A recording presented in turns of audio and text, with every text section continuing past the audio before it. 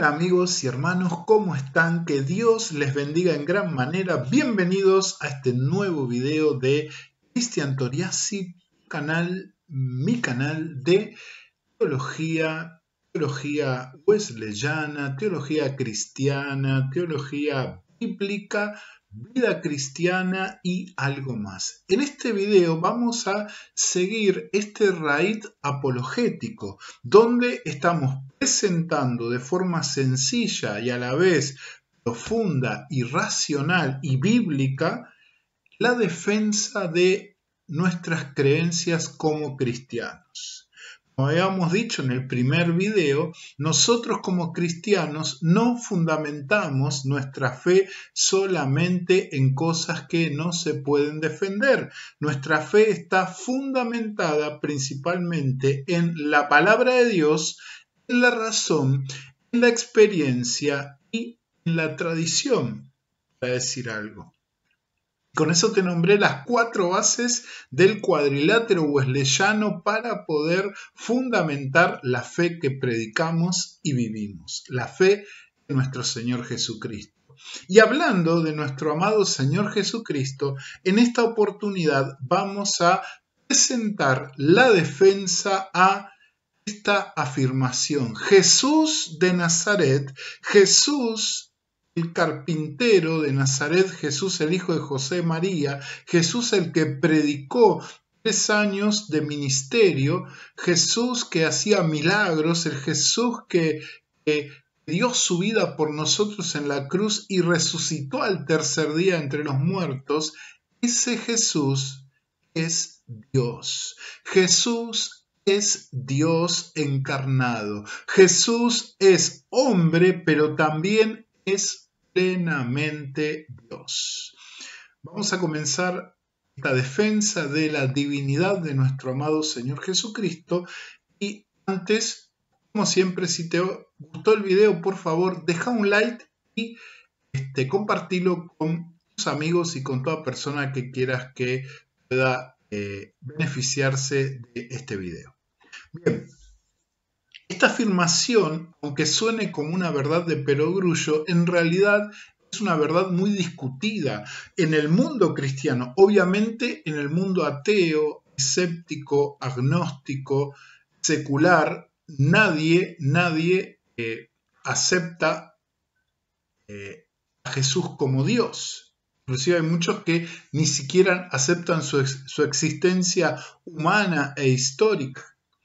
Pero dentro del contexto cristiano, y podríamos decir también del contexto paracristiano, ahora me voy a explicar a qué me refiero con el término para, se pone en duda esta afirmación de que Jesús de Nazaret es Dios. Y no decimos que es un Dios, ni tampoco decimos que es mitad Dios, sino que decimos que es Dios.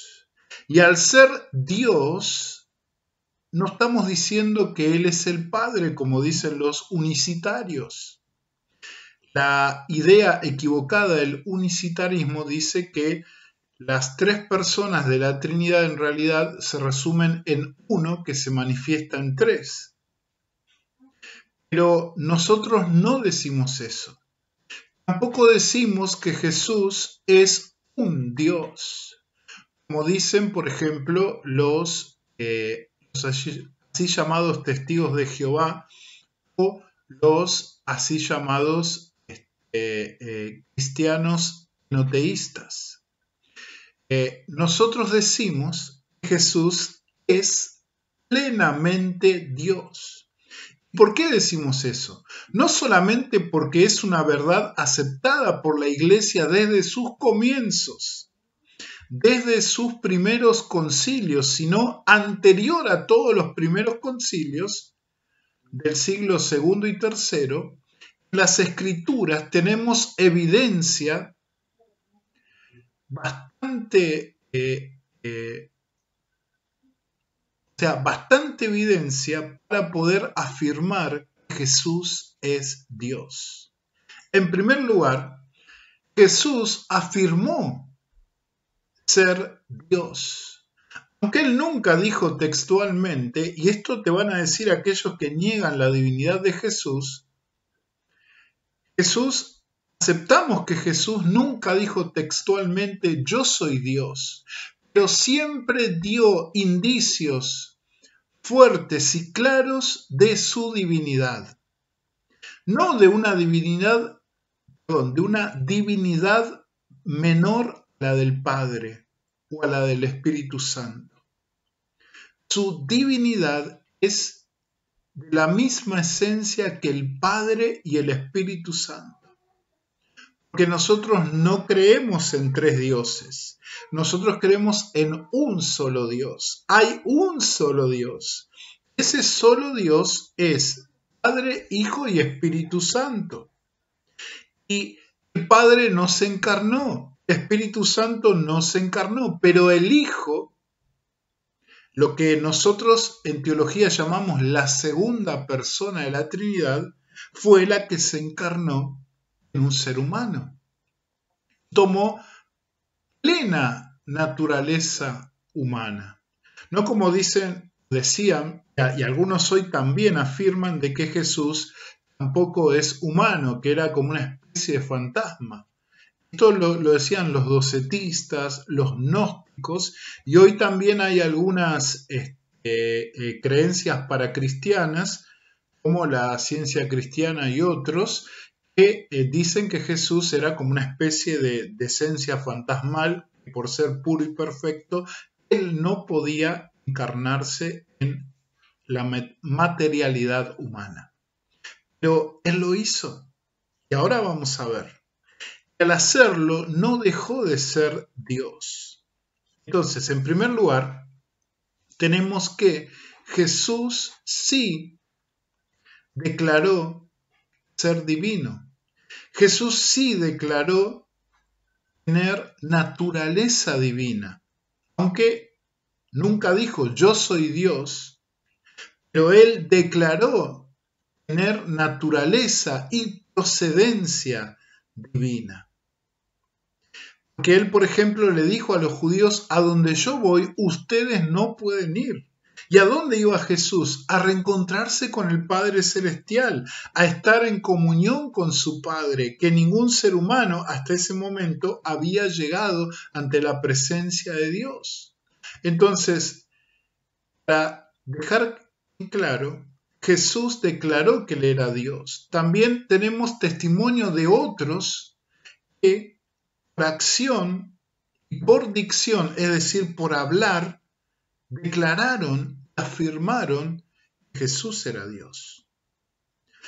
Por acción y dicción, ¿sí? Acción, porque hay acciones que demuestran que Jesús es Dios. También tenemos evidencias en cosas que van más allá de lo que Jesús dijo o de lo que otros dijeron o hicieron o reaccionaron en cuanto a la afirmación Jesús es Dios. La otra evidencia es las cosas extraordinarias que pasaban en y alrededor de Jesús que solo podían pasar la persona que nosotros identificamos o en el ser que nosotros identificamos como Dios. Vamos a trabajar estos tres puntos. En primer lugar, Jesús afirmó ser Dios. Nunca tuvo tapujos de vergüenza de decir que él era uno con el Padre. Juan, Evangelio de Juan, capítulo 10, versículo 30, tiene una afirmación contundente que los judíos la entendieron perfectamente. Yo y el Padre somos uno. No quiero ahora hacer o profundizar en este versículo, sino que lo voy a hacer al final. ¿Sí? Pero tenemos otras declaraciones de nuestro Señor Jesucristo, las que Él expresó de forma clara, Él era Dios. Por ejemplo, tenemos allí Juan 8:58. Él les dice en forma clara a sus discípulos, a la gente, les dice, de cierto os digo, antes que Abraham fuese, yo soy. Y fíjense que Jesús remarca esas dos palabras, yo soy, en griego sería ego eimi. Y esas palabras se adjudican al nombre que le da la Torá, la Tanaj, al Dios de Israel. Por eso dice allí el texto que la respuesta de los judíos de escuchar esta declaración fue tomar piedras para matarlo por blasfemia, tal como dice Levítico 24:15. Entonces, por reacción a la afirmación, es decir, por considerarla la afirmación no la de un loco, sino la de alguien que realmente en sus cabales reconoce ser Dios. Obviamente esta gente no lo reconocía a Jesús como Dios, pero sabía lo que él quiso decir. Él no estaba diciendo otra cosa. Él no estaba diciendo, bueno, yo soy parecido a Dios o yo vengo de Dios, aunque él decía que él venía de Dios, pero estaba afirmando que antes que Abraham fuese, él era, usando esos términos ego eimi. Era la identificación con el nombre santo de Dios, Yahvé o Jehová.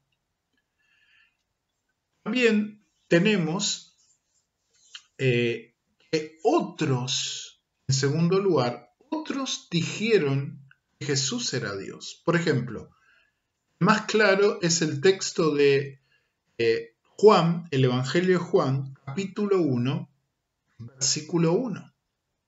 Dice, el verbo era Dios, o el logos era Dios.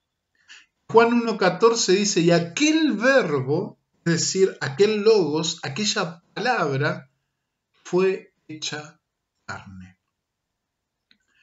Esto indica con claridad que Jesús es Dios en la carne. Por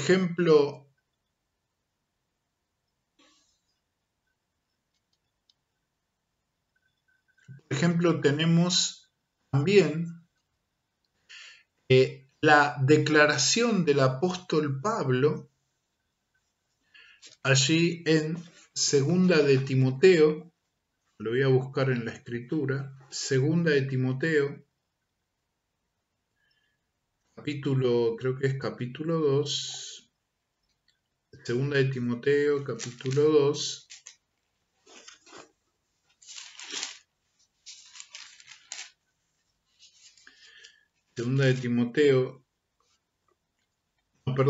primera de Timoteo, capítulo 3, a partir del versículo 16. Dice, indiscutiblemente grande es el misterio de la piedad.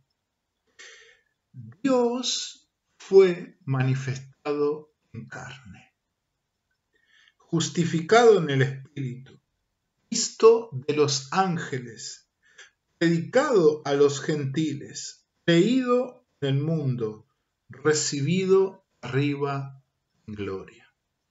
También tenemos otra exposición clara de la doctrina de la deidad de nuestro Señor Jesucristo, allí en Tito,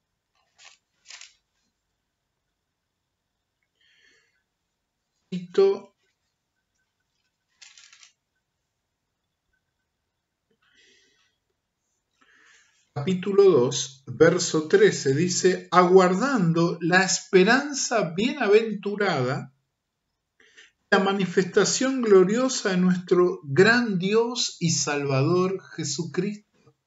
Y fíjate que acá el apóstol Pablo combina la deidad de Jesús con su papel de salvador de la raza humana de sus pecados. Porque algunos objetan, ¿cómo Dios puede morir en la cruz para librarnos de la ira de Dios? ¿Dios murió en la cruz? Sí, Dios murió en la cruz, es decir, el Dios Hijo. Pero, ¿cómo es posible, dicen algunos, si Dios no puede morir? Porque Dios es eterno. Pero Dios se hizo carne, como dice allí en 1 Timoteo 3:16, si no me equivoco, dice que Dios se hizo carne. Es decir, Dios el Hijo de Dios, que es Dios, se hizo carne. Entonces, el Hijo nos trajo salvación. ¿Por qué? ¿Por qué? Porque en realidad ninguna criatura creada, aun aquellas que no experimentaron el pecado, nos podían salvar de la condenación del pecado. Tenía que ser un hombre perfecto, tenía que tener la naturaleza divina para esa perfección.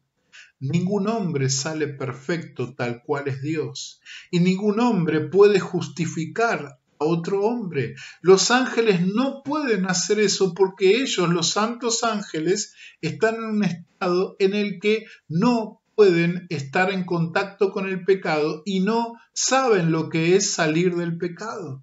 Por lo tanto, ellos no pueden o no son aptos para traer salvación al ser humano. Solo aquel que reúna las dos naturalezas, aquel que pueda reconciliar en sí mismo, como dice el apóstol Pablo allí en 2 Corintios, aquel que pueda reconciliar en sí mismo las dos naturalezas, la naturaleza humana y la naturaleza divina, es el que traerá salvación eterna a todos los seres humanos. Y la única persona que puede hacer eso se llama Jesús de Nazaret, que murió en la cruz por mis pecados y por tus pecados. Porque Él es verdaderamente Dios y verdaderamente hombre. También el apóstol Pablo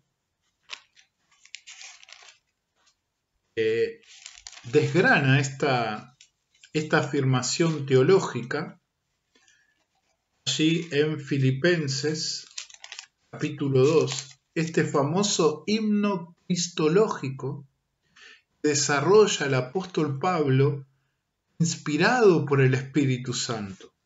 Fíjate lo que dice allí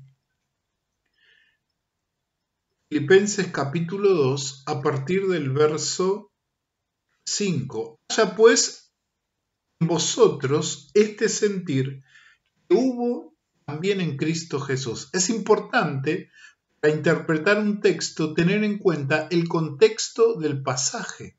El apóstol Pablo está usando la enseñanza doctrinal de la encarnación de nuestro Señor Jesucristo para enseñar, para demostrar que aún nuestro Señor Jesucristo, siendo Dios, se humilló por amor a otros.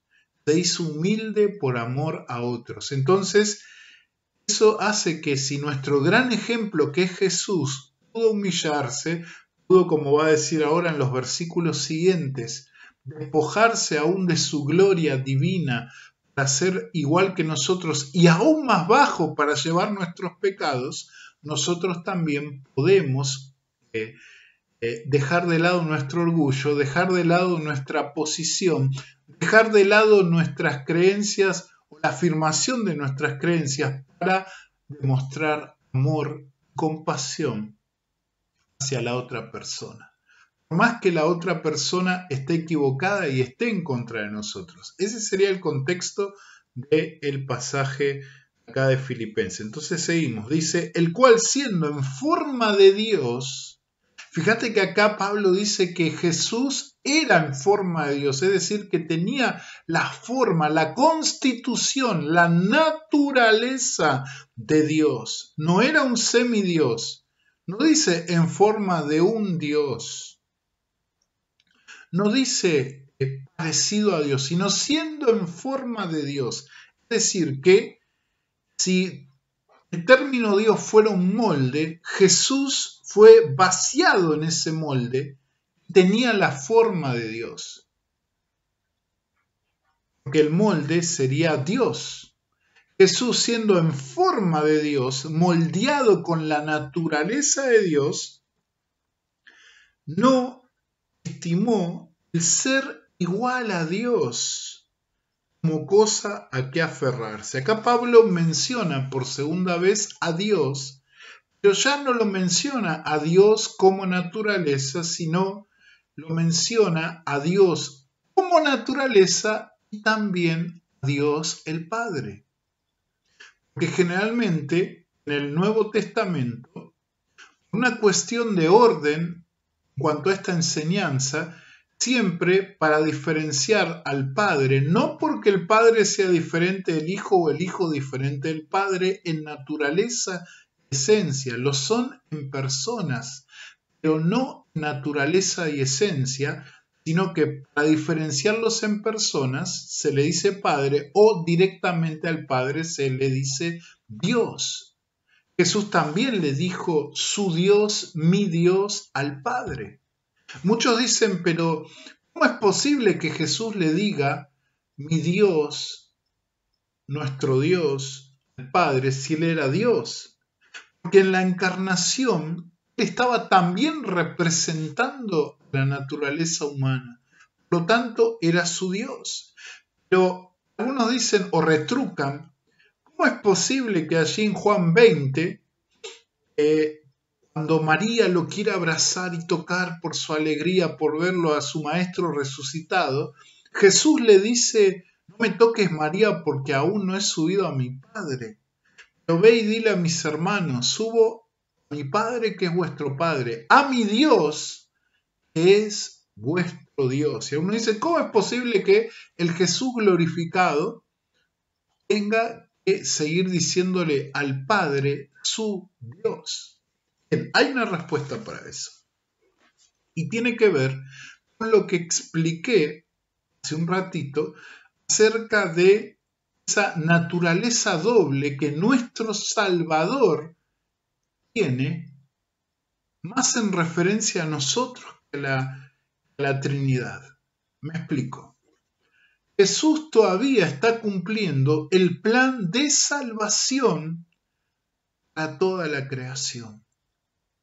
Aún estando allí a la diestra de Dios, Él es enteramente Dios y enteramente humano. Llevó a la humanidad a esa perfección absoluta, pero también Cristo aún se sujeta al Padre en obediencia y le llama a su Dios, no porque Él no sea Dios lo mismo que el Padre, el Espíritu Santo, sino en sujeción al Padre. Está a la derecha del Padre, intercediendo por nosotros. No es cuestión de rango, sino es cuestión de función. El Hijo vive para interceder y es el Hijo, aún siendo por naturaleza Dios.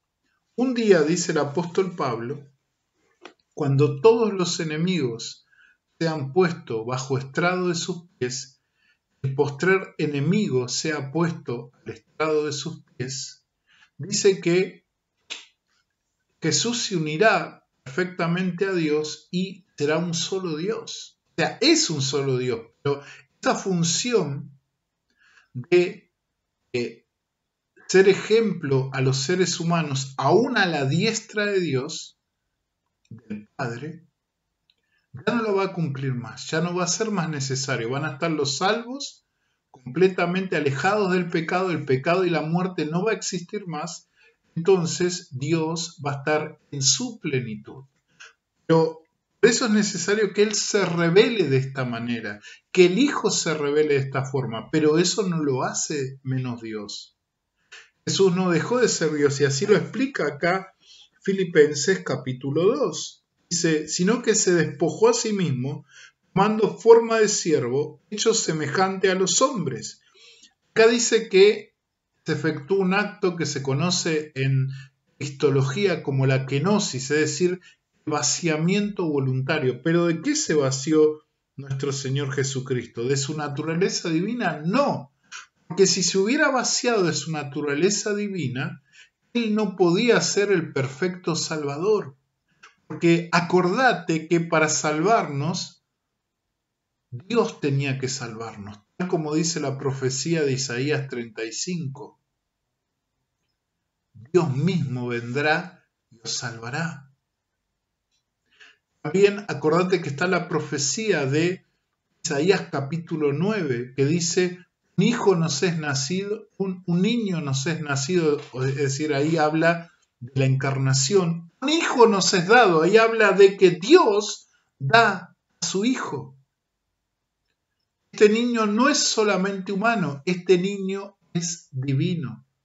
También el profeta Miqueas dice que los orígenes, que la partida de este Mesías viene desde la eternidad, allí en Miqueas capítulo 5.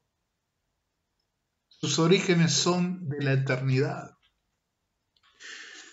Y por último, hay otros pasajes, pero yo quería solamente presentar algunos distintivos, como por ejemplo Colosenses capítulo 2, versos 8 y 9. Leo el verso 8 para tener un contexto de lo que dice nuestro versículo cristológico. El verso 9 dice, mirad, nadie os engañe por medio de filosofías y huecas sutilezas, según las tradiciones de los hombres conforme a los rudimentos del mundo y no según Cristo. Y esto es esencial porque acá está hablando de Cristo, de nuestro Señor Jesús. Dice, porque en Él, o sea, en Cristo, habita corporalmente. Fíjate que dice en Él en tiempo presente. No dice en Él en tiempo pasado, habitó. No, dice en Él en tiempo presente, es decir, ahora, ya. Habita, ahora en los cielos, dice, habita corporalmente, es decir, su cuerpo. O sea, acá está hablando de la unión hipostática, la unión perfecta, teantrópica entre Dios, la naturaleza divina y la naturaleza humana. En él habita corporalmente toda la plenitud de la deidad. Aleluya. El apóstol Pablo está expresando esta verdad porque allí en la iglesia de Colosas se estaba gestando una falsa enseñanza acerca de otros mediadores, de que Jesús no es el único mediador, de que Dios no se había acercado, que hay otros dioses, que hay otras potestades a las que tienen que acercarse a través de la honra, de la adoración, a los ángeles, pero que la naturaleza divina se manifestó en otras creaciones, pero Pablo asegura que el único que tiene corporalmente la esencia de la deidad es Jesús de Nazaret. Acordate, Pablo lo dice en presente, no lo dice en pasado, lo dice en presente. Y por último, tenemos las afirmaciones, no ya de Jesús, que algunos pueden decir, bueno, bien, Jesús puede decir todas las veces que quiera, o pudo haber dicho todas las veces que quiera que era Dios, pero ¿qué lo diferencia eso de alguien que hoy puede decir que es Dios encarnado? Bueno, las cosas que pasaban alrededor o las acciones que él hacía, solo Dios las podía hacer. Por ejemplo, el mundo de las tinieblas, el diablo y sus demonios, solo a un ser le temen y solo a un ser obedecen. Aunque estén en rebelión contra él, ellos solo obedecen a Dios y no pueden resistir sus órdenes. Ningún ser humano, ningún ángel por su cuenta puede ordenar sin una batalla al diablo y sus demonios. Pero Dios puede ordenar que se retiren y ellos se retiran porque no pueden hacer nada contra las órdenes de Dios, porque Dios los creó, a pesar de que ellos se rebelaron y Dios permite esa rebelión por un propósito. Ellos son creación de nuestro Dios. Por lo tanto, nada pueden hacer sin su permiso y si Él los echa, ellos tienen que volver. Ahora, ¿quién fue que los echó con la autoridad divina? Acertaste si pensaste en Jesús de Nazaret. Quiero llevarte a Mateo,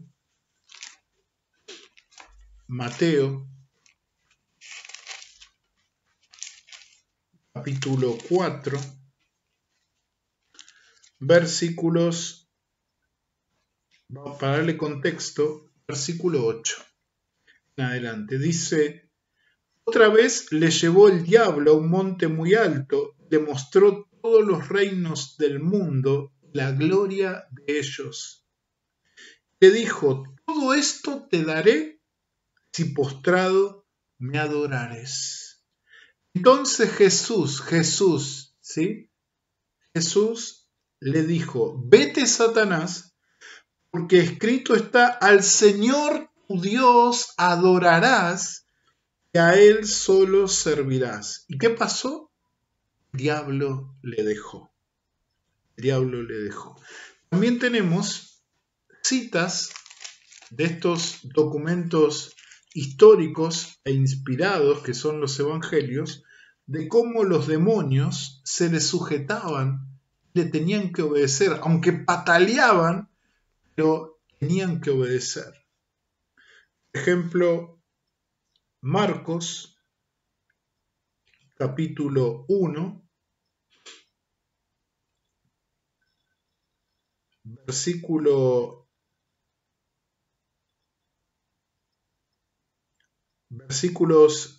23 en adelante, para tener contexto, dice: había en la sinagoga de ellos un hombre con un espíritu inmundo, es decir, un demonio, y dio voces diciendo: ¿qué tienes con nosotros, Jesús Nazareno? ¿Has venido para destruirnos? Sé quién eres, el Santo de Dios. Pero Jesús le reprendió diciendo: cállate y sal de él. Y el espíritu inmundo, sacudiéndole con violencia y clamando a gran voz, salió de él. Fíjense lo que la gente, al ver eso, pudo decir, pudo interpretar, pudo expresar después de ver ese espectáculo. Dice: y todos se asombraron, de tal manera que discutían entre sí diciendo: ¿qué es esto? ¿Qué nueva doctrina es esta? Que con autoridad manda aún a los espíritus inmundos y le obedecen. Ellos llegaron a sentir, a ver, a experimentar la presencia de Dios. También quiero mencionar un detalle acerca de la forma en que Jesús echaba fuera a los demonios. Nuestra relación con esa parte del mundo espiritual siempre es bajo la autoridad. Nosotros no tenemos autoridad, ni siquiera los ángeles tienen autoridad por sí mismos para pelear contra las potestades. Tienen que estar bajo la autoridad y el poder de Dios. Y tenemos textos allí en Judas y en Segunda de Pedro. Ahora, yo te animo a que los leas, el libro de Judas y Segunda de Pedro capítulo 2. Pero nosotros los seres humanos también necesitamos autoridad para echar al diablo y sus ángeles. Por eso vos no vas a encontrar ningún texto en los evangelios o en el libro de los Hechos, que es donde se mencionan las liberaciones por parte de los apóstoles y los primeros cristianos que ejercieron sobre los endemoniados, sobre las personas endemoniadas. No hay ningún texto que diga, por ejemplo, que el apóstol Pablo le ordene, sin mencionar a Jesús ni a Dios, que deje a esa persona. No hay ningún texto que ordene, que el apóstol Pablo ordene, u otro creyente ordene, por sí mismo, por su autoridad, esos espíritus inmundos dejen a las personas libres. Pero Jesús sí. Jesús ordenaba por su autoridad y ni siquiera apelaba a Dios, porque él también podía haber dicho, como hacían muchos judíos de la época de Jesús, que exorcizaban en el nombre de Dios y en el nombre de héroes y personajes relevantes, como por ejemplo esos hijos de un tal Exeba que exorcizaban en el nombre de cualquiera a los espíritus inmundos. Inclusive lo pusieron a Jesús como uno de sus amuletos, de sus referentes para exorcizar a los endemoniados. Pero Jesús no hacía eso. Jesús le decía, sal al demonio y el demonio se iba, porque Jesús tenía autoridad divina. También tenemos en el libro de Marcos, en el capítulo 2, a partir del verso 4, para tener contexto, dice, y como no podían acercarse a él, a Jesús a causa de la multitud, descubrieron el techo de donde estaba y haciendo una abertura bajaron el techo en que yacía el paralítico. Al ver Jesús la fe de ellos, dijo al paralítico, hijo, tus pecados te son perdonados. Estaban allí sentados algunos de los escribas, los cuales cavilaban en sus corazones. ¿Por qué habla este así? Blasfemias dice. ¿Quién puede perdonar pecados sino solo Dios? Jesús, sin decir que él era Dios, estaba haciendo algo que solo le correspondía a Dios, no solo según la teología del judaísmo del siglo I, sino según también la teología cristiana posterior. El perdonar pecados solo le corresponde a Dios. Fíjate que no hay ningún apóstol ni ningún creyente después de la ascensión de Jesús que diga yo te perdono tus pecados, sino que dice en Cristo tus pecados son perdonados. En Cristo, si tú crees en Cristo, tus pecados son perdonados. ¿Por qué?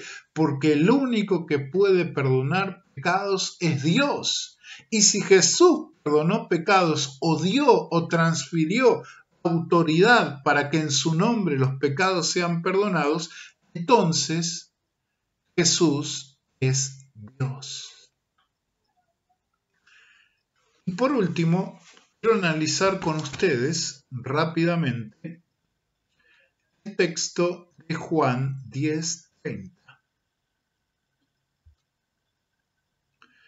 Quiero analizar con ustedes el texto de Juan 10:30. En castellano dice, yo y el Padre uno somos.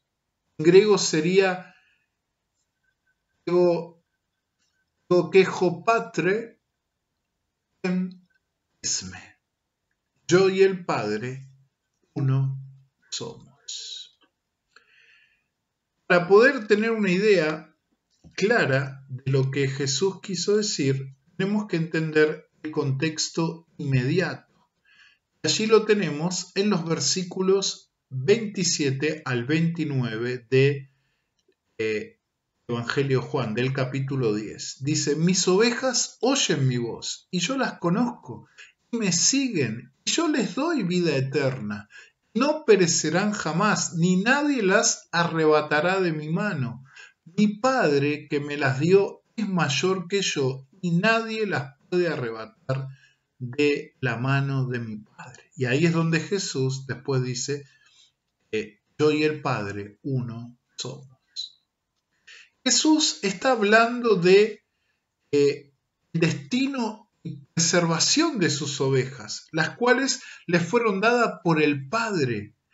Veamos que Jesús siempre diferencia a las personas de la Trinidad.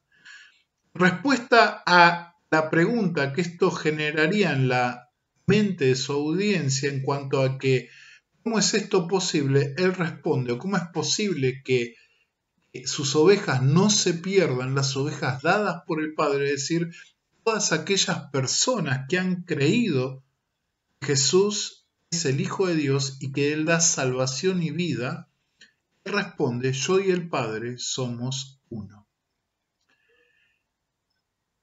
En forma de paráfrasis podemos decir, Jesús está diciendo lo siguiente: la razón por la cual ninguna de mis ovejas que fueron dadas por mi Padre se van a perder es que yo y Él somos uno en poder y esencia. Ese uno somos se puede traducir también por somos lo mismo. Estamos hechos de lo mismo. Tenemos la misma esencia. Los judíos entendieron perfectamente que Jesús estaba hablando blasfemia porque Él dijo ser Dios.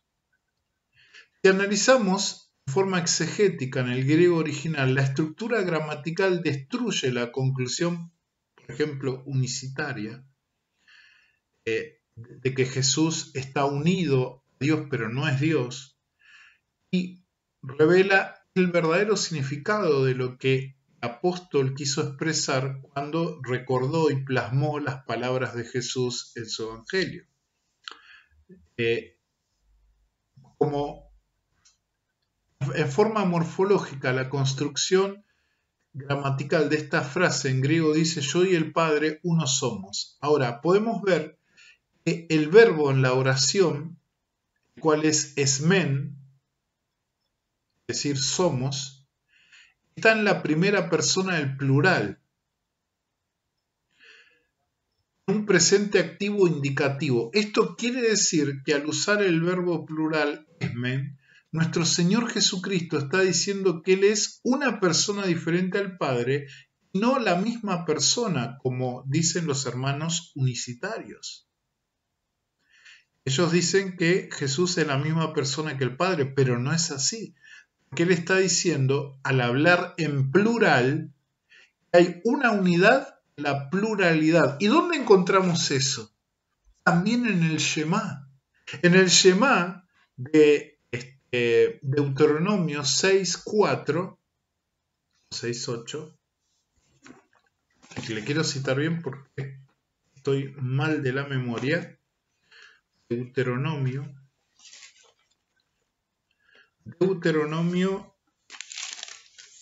6:4. Oye Israel, Jehová nuestro Dios, Jehová uno es. Ese uno es la unidad en pluralidad, es decir, la pluralidad de algo que hace una unidad.